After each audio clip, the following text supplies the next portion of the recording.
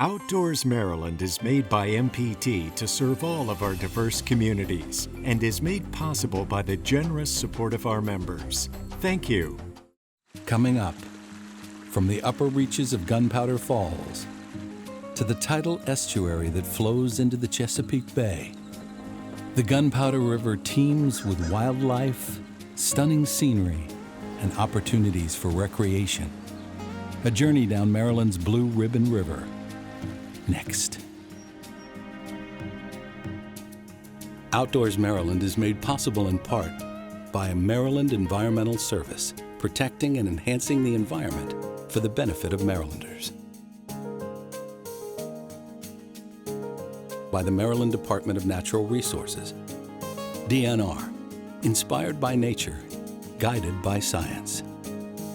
And by the Catherine D. Lindquist and Terry A. Neuendorp Trust, supporting preservation of the Gunpowder watershed and all of Maryland's diverse natural beauty.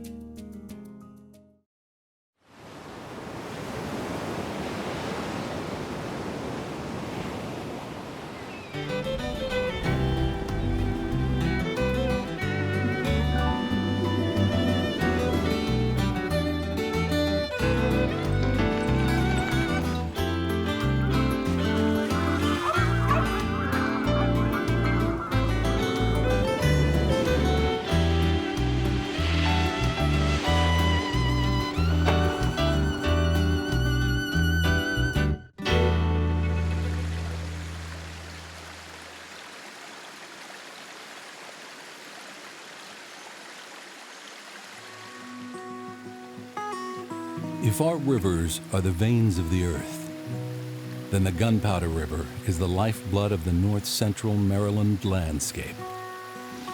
It sustains, connects, comforts, and inspires. Born from a springhead just north of the Maryland state line, the Gunpowder's cool waters chart a southeast course toward the Chesapeake. The main stem, Big Gunpowder Falls, or Big Falls as it's known, flows through Carroll, Baltimore, and Harford counties. It drops some 700 feet in its 57-mile run to meet Little Gunpowder Falls in Joppa. There, the two converge, forming the nearly 7-mile tidal slackwater, known as the Gunpowder River. The Gunpowder meanders through a region inhabited by millions, but much of its path is serene, protected parkland. In the upper reaches, Big Falls tumbles through a magical setting. This is one of the prettiest areas in Baltimore County. Here, it enters Maryland's largest stand of hemlocks, this side of the Appalachian Mountains. It is one of the few areas where you can experience an established hemlock grove. We have 150 acres of hemlock forest stand. Clark Howells, watershed manager for Baltimore City, oversees nearly 25,000 acres of watershed property that includes Pretty Boy, Loch Raven, and Liberty reservoirs. Hemlocks can be hundreds of years old. But this grove, near Pretty Boy in northern Baltimore County, was logged heavily, mostly for paper during the Industrial Revolution. Most of the trees are less than a century old, save for a few exceptional specimens. So this is a prime example of an old growth hemlock. Standing sentinel over the headwaters of this precious resource is an old-growth specimen over 200 feet tall and over 15 feet around. It's sort of a draw for folks that visit. They come in, take pictures, hug the tree. The hemlock's protective canopy is mirrored underground, where an extensive root network anchors the forest. Together, they help to keep the water cool and clean. The forest buffers that surround these reservoirs, which include this hemlock grove, help to pull up excess nutrients, hold the sediments in place, that would otherwise impact water quality, not only in the river, but in the source water supply. That's especially important considering the Big Gunpowder Falls is the main source of drinking water for millions of people in Baltimore City and surrounding counties. For years running now, we've won awards for the best tasting water, and that all starts with a high-quality source water. Hey, Craig, how you doing? Good. But this protective forest buffer is under siege. Glad for coming out today. Yeah, we're back doing some treatments here. That's fantastic. Do you Yeah. feel like you're getting a handle on things, or? Craig Kuhn, program manager for the Maryland Department of Agriculture, and his team of biologists, entomologists, and field technicians are fighting back against a destructive invasive insect called a woolly adelgid. Left unchecked, this bug would decimate the forest. Clark, here's Chelsea and Lynn. They're going to inject this tree using the trunk injection system. So we have to drill some holes to set these plugs in, and then we're using a tree IV system, and the needles go into the plugs, and then we use a pressurized system which injects the insecticide into the tree, and the tree drinks it up. The tree IV system administers a pesticide into the trunk, slowly killing off the aphid-like insect as it feeds on the tree's leaves. Given the hemlock's proximity to a drinking water source, wholesale spraying is out of the question. So each tree must be treated one by one.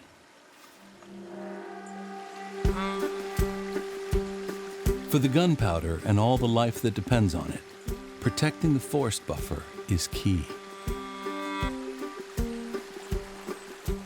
The Big Gunpowder fills 2 reservoirs. Pretty Boy, with a capacity of 19 billion gallons, serves as a holding tank. And Loch Raven, where 8 million gallons of water is pumped each day through underground aqueducts, provides much of the life-sustaining drinking water for Baltimore City and surrounding counties.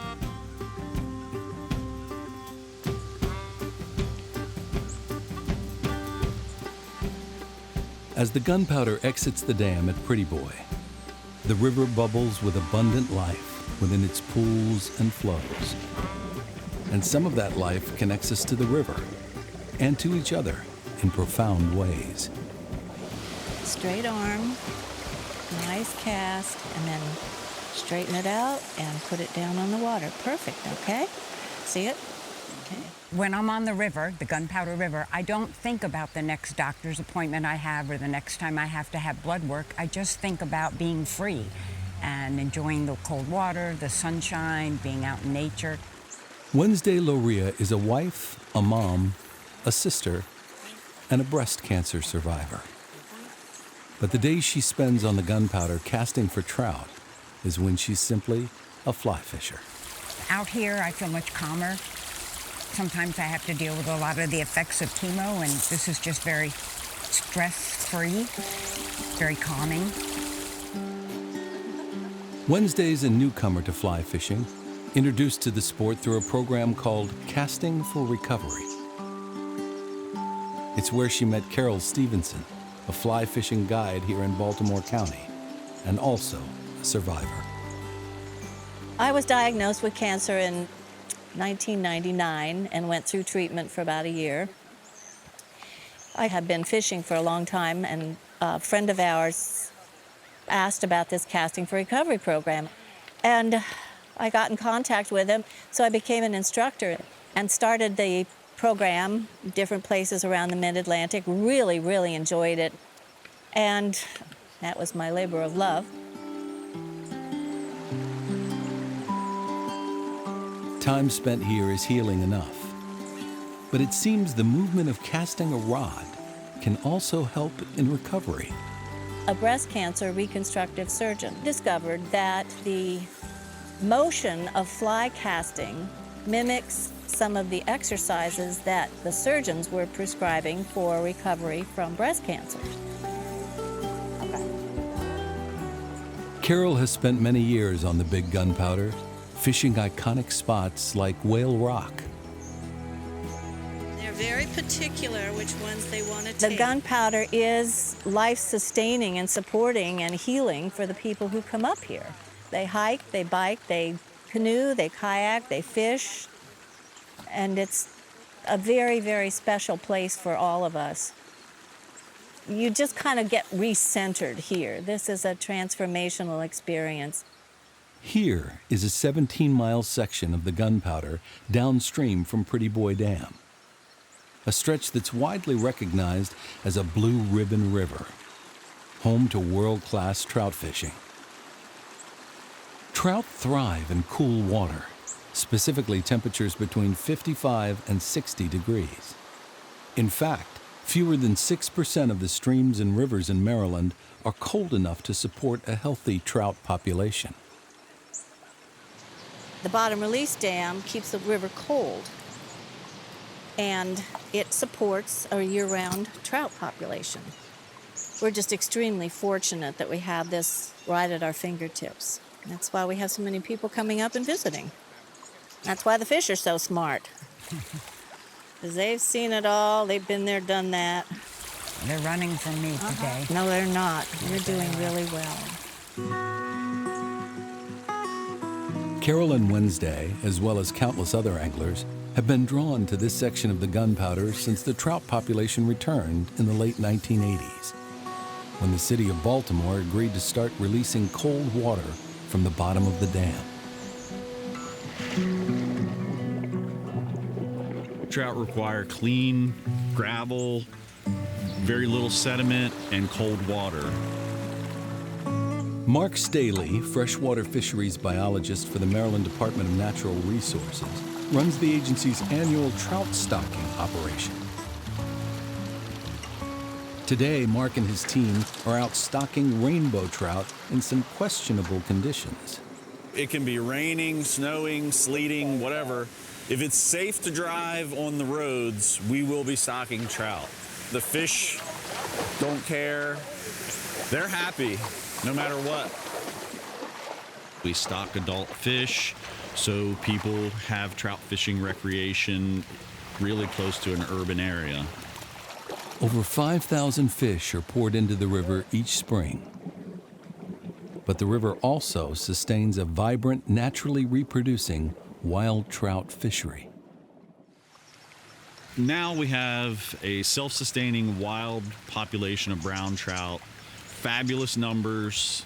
Essentially, if you were walking upstream in the Gunpowder and you were in the river, you would pass a brown trout every 3 feet that you walk the river. So it's hundreds of fish per mile. Those fish are wild, they reproduce, they grow up. As long as the water's cold, we expect that to continue into the future. And keeping the Gunpowder clean, clear, and cold is a challenge, considering it flows through the heavily populated Baltimore metropolitan area. As the Gunpowder Riverkeeper, Theo Lagarder advocates for the river and its watershed. So being a riverkeeper means not only being a voice for the river, but a voice for the communities along the river. I used to think of it more from a fisherman's perspective, but now we have folks we're representing that kayak or canoe or hike and boat and swim the river. So it's all these voices that come together, and my role is to really amplify their interest in making sure the river's protected for all of those uses. Hey, how you doing today? All right. Good. Where are you from? Georgia. What's your name? Rick Alexander. I'm Theo Lagarder. Nice to meet you. Nice to meet you, Theo. Yeah, glad you're catching some fish. Oh, a beautiful stream. That was a pretty rainbow. It was. That was the big one for today. Right. Great meeting you.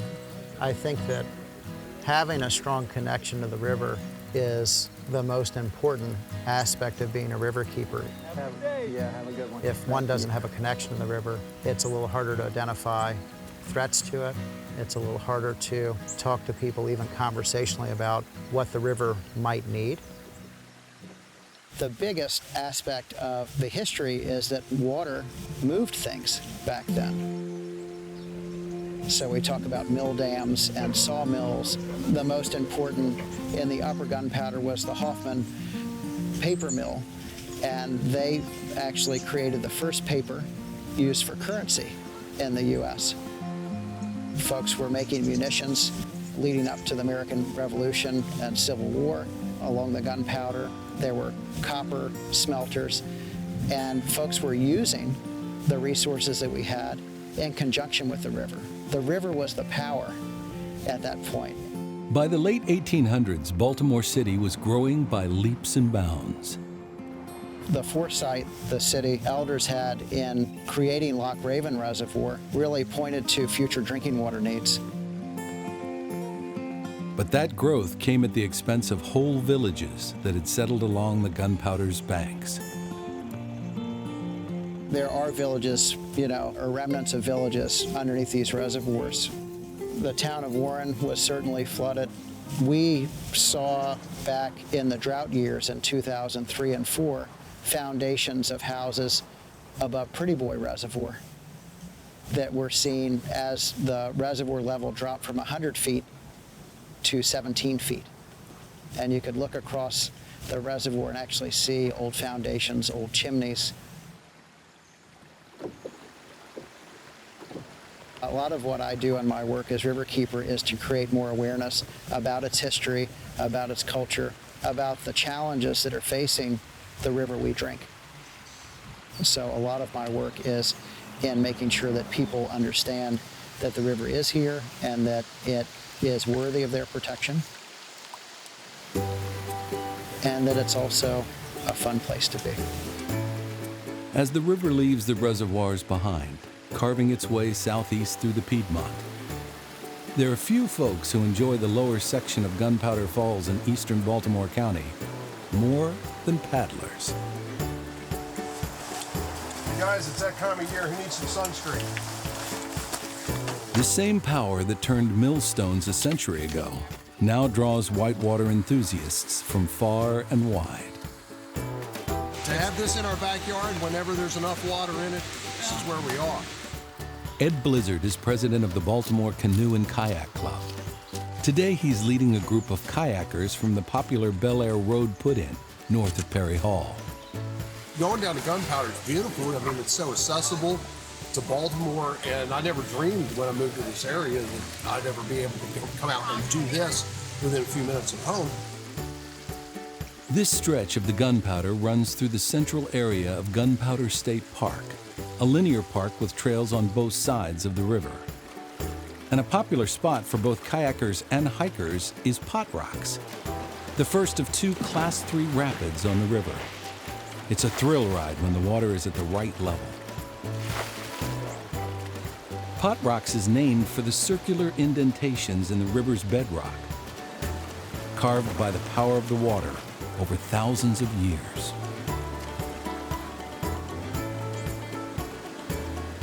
Dropping through this river valley, it feels like civilization is far away. But in reality, millions of people have access to the Gunpowder. A lot of people, they drive over this river on Interstate 95 or over Route 1, and they don't give it any more thought other than there's a stream down there. But this stream does a lot. It always has done a lot, even historically. And now it's here and available for us as long as we're willing to take care of it. It's a gem. I'd hate to not have it here.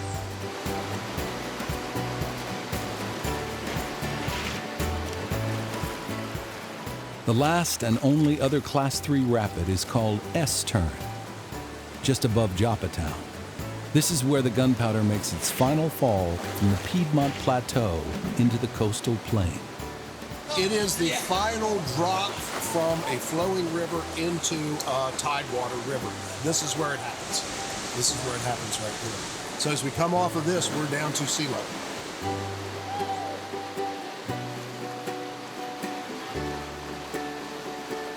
Here, the Gunpowder begins its transition from freshwater to slightly salty, also known as brackish water.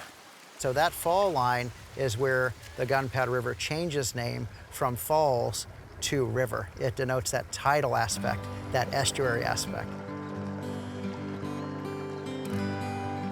We caught up with Theo in this tidal area of the Gunpowder, known as the Delta. It's Maryland's only bird's foot delta on the western shore of the Chesapeake Bay. It's geologically unique.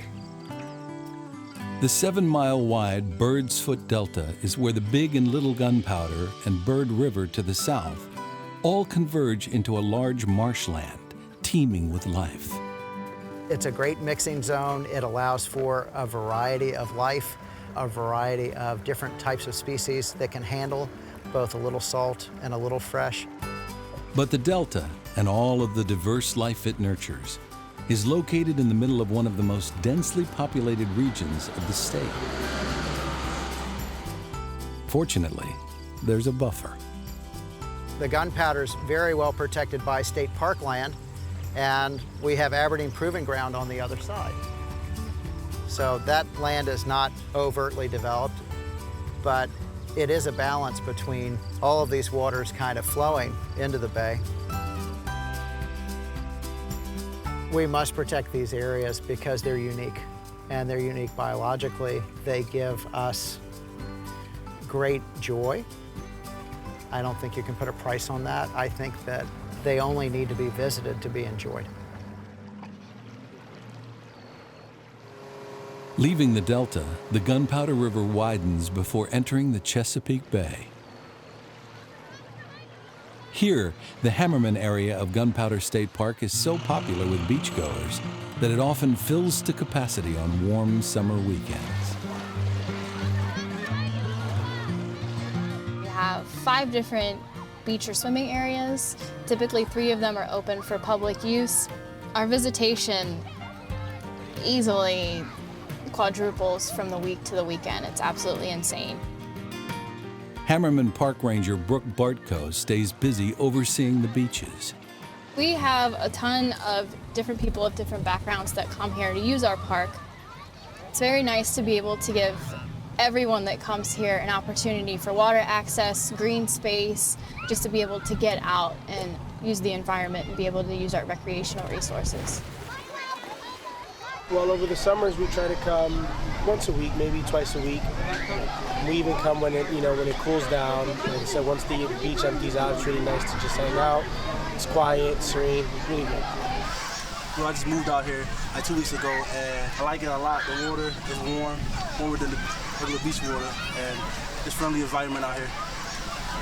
And we've had birthday parties here, different events. This is a beautiful park. We love this one. Very well maintained. Yeah, nice mix of people, families. Yeah. Hey, how's it look out there? Pretty flat today. Still got 3 Adjacent to more boats out. Hammerman is Dundee Creek Marina, the public's gateway to the tidal Gunpowder River. Dundee Creek really is a hidden gem.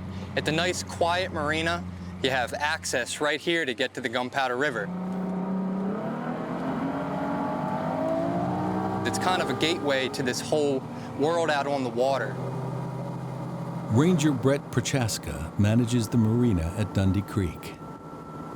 We have the greatest job in the whole world. It's surreal. I mean, people come up to us, even my friends are like, oh my gosh, I can't believe you're a park ranger. That's so cool. Yeah. It's crazy. It's neat. You guys need some more wind. Yeah. People want to be here, which is, it's just nice. We get a lot of smiling faces, people that are happy to enjoy their days off with their kids, their family, or even by themselves just to get away for a day. It's nice.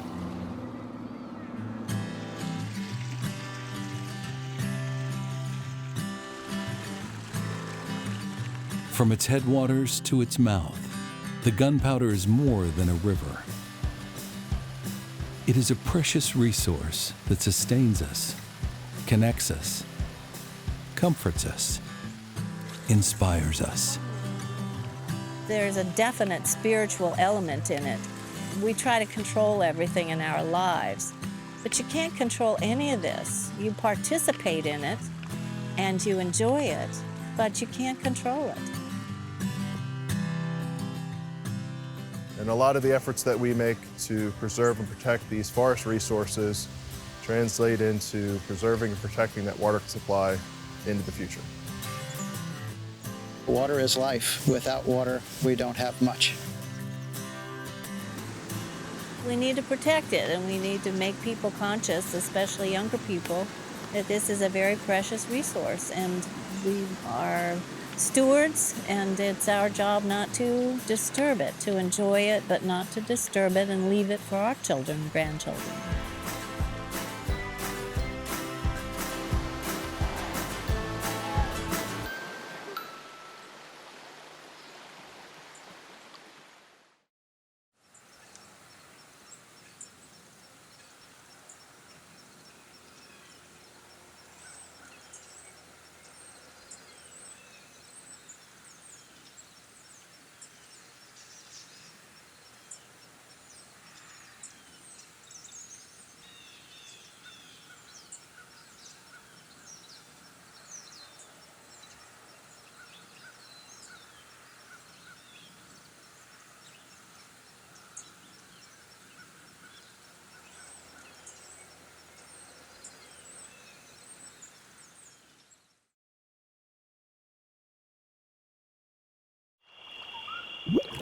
Drop into our website to send us your comments and suggestions. You can also find us on Facebook.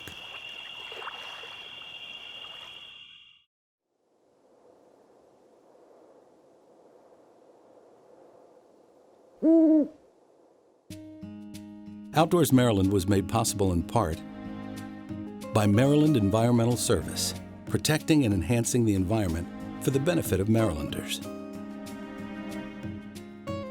By the Maryland Department of Natural Resources. Learn more about Maryland's diverse natural beauty on our website and on our app. DNR, inspired by nature, guided by science. And by the Catherine D. Lindquist and Terry A. Neuendorp Trust, supporting preservation of the gunpowder watershed and all of Maryland's diverse natural beauty. Outdoors Maryland was made by MPT to serve all of our diverse communities and was made possible by the generous support of our members. Thank you.